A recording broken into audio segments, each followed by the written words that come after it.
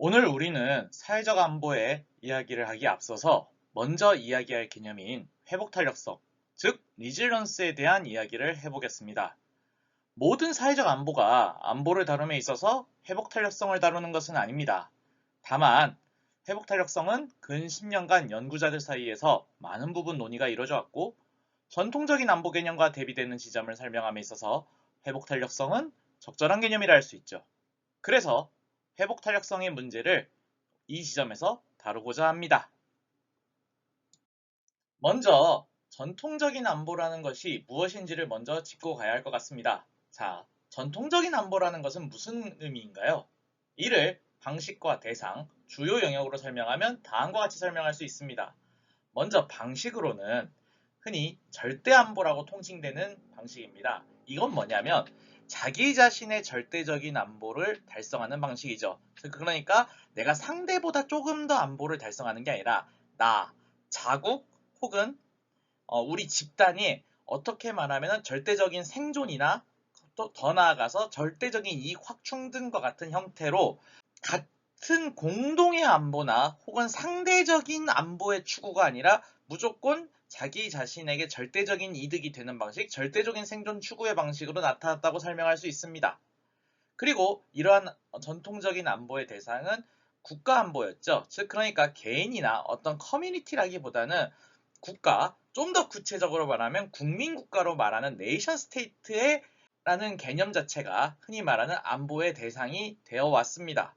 그리고 안보의 주요 영역은 밀리터리였죠. 즉 군사 안보였다는 겁니다. 우리가 이러다 보니까 국방과 안보라는 개념을 사실상 구분하지 않고 함께 뒤섞어서 쓰는 그런 의미로도 사용해 왔죠. 이런 것들을 우리는 결국엔 전통 안보라고 할 수 있을 겁니다. 그렇다면은 우리는 이러한 안보를 어떻게 측정, 산출, 계산할 수 있을까요?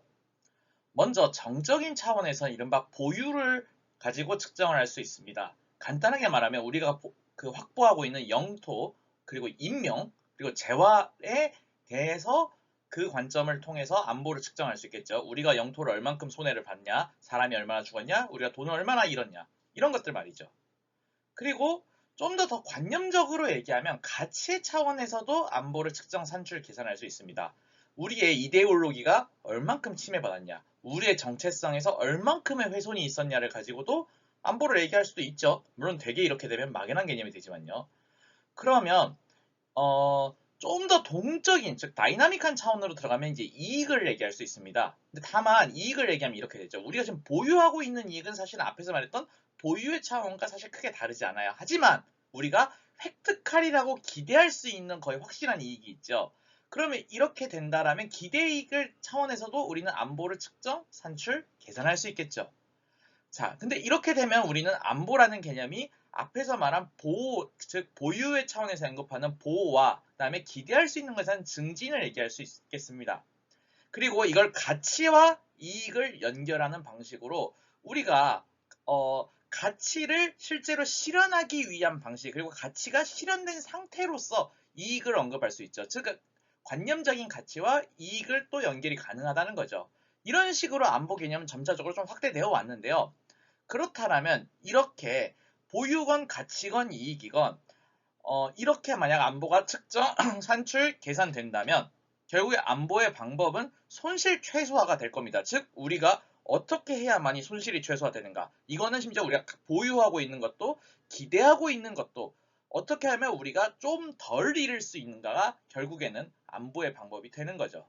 근데 문제는 말이죠. 이렇게 질문할 수 있어요. 과연 손실 최소화는 모든 안보 문제를 해결할 수 있는 방법인가? 그리고 이것이 과연 모두에게 유익한 방법이 될 수 있는가라는 질문을 던질 수 있을 겁니다. 이런 차원에서 회복 탄력성이라는 개념이 등장하게 됩니다.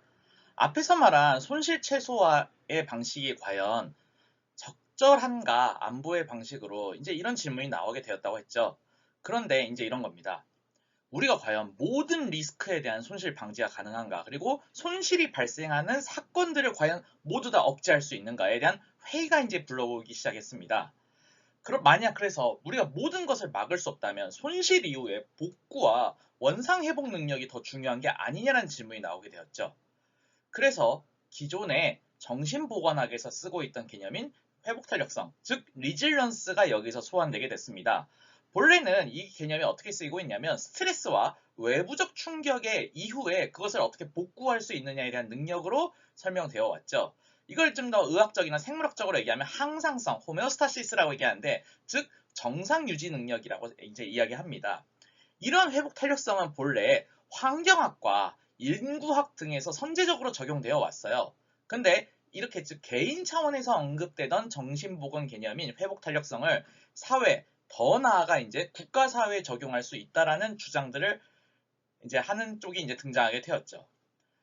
이런 개념들이 나오면서 장기적으로 효력을 발휘하는 개입, 자연재해, 내전 또는 질병 같은 위협에 대해서 기존의 손실 방지의 형태인 안보보다는 회복 탄력성이라는 개념을 좀 더 사용하고 그것이 정책 영역에 투입되는 것이 적절하지 않은가에 대한 주장들이 나오게 되었습니다. 즉, 이를 좀 더 언급을 하면 인도적 지원이나 단기적이고 유연한 직업훈련과 같은 어떻게 보면은 이제 밖으로부터 찾아오는 위기에 대한 방어 메커니즘이 더 중요한 것이 아니냐라는 주장들이 나타나게 되었죠. 기존에 논의된 회복 탄력성은 단면적이지 않습니다. 본 그림에서 나타난 것처럼 관계, 사회적 지지, 관점, 에너지, 우선순위, 그다음에 상호 연계, 성취, 활동성, 긍정성 이 모든 것들이 포괄되는 개념이었죠. 즉, 굉장히 다면적인 개념이 이제 회복 탄력성이라고 설명할 수 있겠습니다. 즉, 안보에 적용함에 있어서 좁은 의미의 전통적인 안보를 넘어서 포괄적 안보를 지향하는 안보 개념을 다루기 위해서는 회복 탄력성이라는 개념은 되게 적절하게 사용될 수 있는 의미가 있다는 거죠. 그렇다면 안보에서 회복 탄력성을 적용하면 어떻게 활용할 수 있을까요? 먼저 안보에서의 회복 탄력성은 외부 문제, 위협에 대하여 긍정 혹은 성공적으로 적응하는 능력으로 정의됩니다.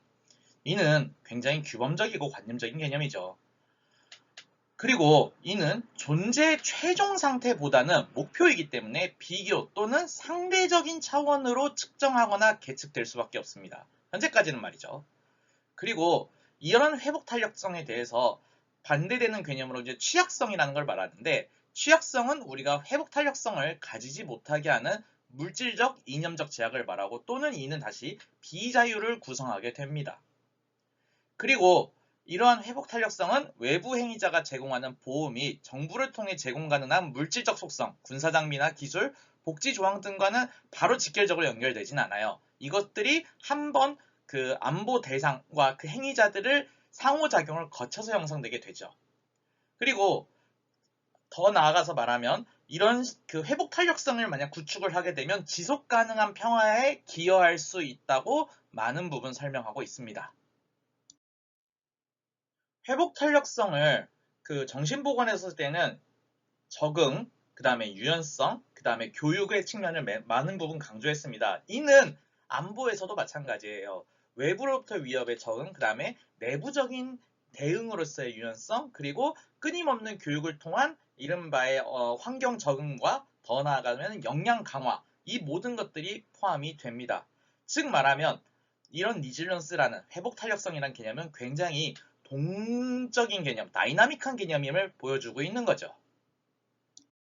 그리고 회복 탄력성을 구축하는 방식은 여기서도 나타났듯이 하나의 방법이 아니라 굉장히 다면적인 방법으로 나타납니다. 그리고 그것은 외부로부터의 어떤 오는 역량 강화나 혹은 자원 제공도 있겠지만 내부로부터의 강화도 굉장히 중요하게 나타나죠. 물론 제일 좋은 건 이 둘의 긍정적인 상호작용이 굉장히 크게 나타납니다. 그리고 기존 안보에서 나타나진 않지만 여기서는 이제 이런 개념들도 나타나요. 이펙티브 커뮤니케이션, 즉 효과적인 커뮤니케이션이나 위협이나 불확실성에 대한 이해, 그 다음에 우리가 가지고 있는 정보와 자원의 어떻게 보면은 사용에 있어서 굉장히 그거를 강화하는 방식 등 여러 가지가 나타납니다.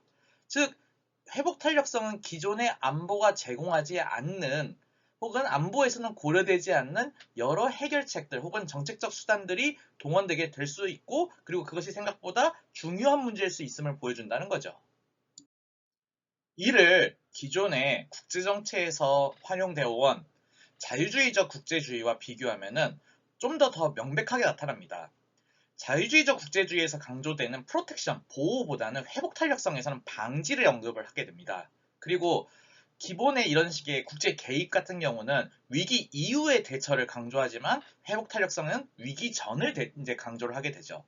그리고 이런 식의 자유주의적 국제주의에서 비롯되는 외부로부터의 개입은 피해자 중심으로 문제를 보려고 하자면 회복 탄력성에서는 취약성을 중심으로 문제를 해석해야 된다고 봅니다. 그리고 마찬가지로 외부 행위자가 주어로, 즉 주체로 나타나는 자유주의적 국제주의와 달리 회복 탄력성은 내부 행위자들이 나타나죠. 마찬가지로 하향식이 아니라 상향식으로 나타나게 되고요. 그리고 자유주의적 국제주의의 안보의 달성은 최종적 종료와 상태를 나타내고 그 상태를 계속 유지해야 되는 것을 강조한다면 회복 탄력성은 여전히 이런 문제들이 진행 중인 프로세스에서 형성돼야 되고 그리고 어떻게 결론이 날지 모르는 개방적인 이야기로 귀결되게 된다는 점에서 차이를 가지고 있다고 할 수 있습니다. 결국 이를 종합해서 회복 탄력성에 의한 안보 접근은 다음과 같이 이제 언급할 수 있습니다. 먼저 손실보다 회복 능력을 강조한다고 할 수 있고요. 이른바 보호 능력이 아닌 커뮤니티 내적인 구성과 그리고 내재적인 회복을 강조하고 있다고 설명할 수 있습니다. 그리고 장기적인 예방과 회복 탄력성은 즉각적인 위기 대응 이상의 활동에 의해서 생성된다고 설명하고 있습니다. 그리고 더 나아가서 집단 행동에 대한 사람들의 신뢰 회복, 기본적인 사회 서비스 제공 및 접근 개선, 그리고 생계 회복 및 지역사회의 화해를 촉진하는 것이 회복 탄력성에 크게 기여할 수 있다고 생각을 하고 있고 이런 것들은 실제로 국제기구에서 많은 부분 현재는 차용되어 왔습니다. 그래서 식량 안보나 혹은 이제 의료 안보에서 단순히 그 유엔이 더 이상 재화를 주는 것 자체가 아니라 이 재화를 어떻게 하면 효과적으로 지속하게 쓸 수 있고 그 다음에 좀 더 나은 사회적 구성을 만들 수 있는지에 대해서 고민을 하고 있어요. 그리고 이를 더 나아가서 인간 안보와 연결을 하는데 즉 인간 안보와 회복 탄력성을 연결하면 취약한 조건에 사는 인구의 회복 탄력성을 증가시켜서 그들이 좀 더 좋은 건강을 지속 가능하게 누릴 수 있도록 하는 것을 목표로 이제 하고 있습니다. 실제로. 즉 이런 식의 인간 안보의 개념은 추후에 다시 또 언급을 할 기회가 있을 것 같은데요. 그때 좀 더 자세히 설명을 하도록 하죠. 자, 그렇다면 회복 탄력성은 안보에 실제로 어떠한 영향을 주었을까요? 그 사례들을 이제 언급을 해볼 텐데요. 먼저 나토는 7BAR이라는 개념을 만들었습니다. 이거는 나토가 회복 탄력성을 어떻게 하면 유지할 수 있을지에 대한 방법을 언급한 건데요. 첫 번째, 정부 및 주요 정부 서비스의 연속성 보장을 확보해라. 두 번째, 탄력적인 에너지 공급을 확보해라. 세 번째, 통제되지 않는 사람들의 움직임에 대해 효과적으로 대응할 수 있는 능력을 확보해라. 네 번째, 회복 가능한 식량 및 수조원을 확보해라. 다섯 번째, 대량 사상자 처리 능력을 확보해라. 여섯 번째, 탄력적인 통신 시스템을 유지해라. 일곱째, 그 다음에 탄력적인 운송 시스템도 유지해라 라고 이제 언급을 하고 있습니다. 이런 개념을 잘 생각해보면 사실 바로 직결적인 연결이 되는 개념이 있죠. 우리가 이제 말하는 흔히 하이브리드 전쟁에서 중요한 것이 과연 우리가 하이브리드 전쟁을 모두 다 막아낼 수 있는 그런 식의 외부로부터의 위협과 보이지 않는 위협을 다 막은 게 아니라 이것들의 회복 탄력성을 확보를 해서 그러한 손실이 발생했을 때 복구 가능하게 하자라는 거죠. 그리고 다시 또 다른 분야로 연결하면 어떤 분쟁 지역에 갔을 때 안정화 작전에 적용할 수 있다는 겁니다. DDR이라고 하죠. 흔히. 이런 것, 즉 분쟁이 재발 방지 및 지속 가능한 평화 수립을 하기 위해서는 분쟁을 단순히 얘들아 싸우지 마 하고 떨어뜨려 놓고 그 분쟁을 감시하는 정도가 아니라 결국에는 회복 탄력성을 통해서 분쟁의 재발을 방지하고 지속 가능한 평화를 수립을 어떻게 하면 할 수 있을지를 고민을 하는 게 맞다라는 거죠. 여기서 당연히 연결되는 개념은 이제 피스 빌딩, 피스 키핑이 아니라 피스 빌딩이죠. 어떻게 하면 평화를 조성할 수 있을지 이런 개념들이 연결되는 겁니다.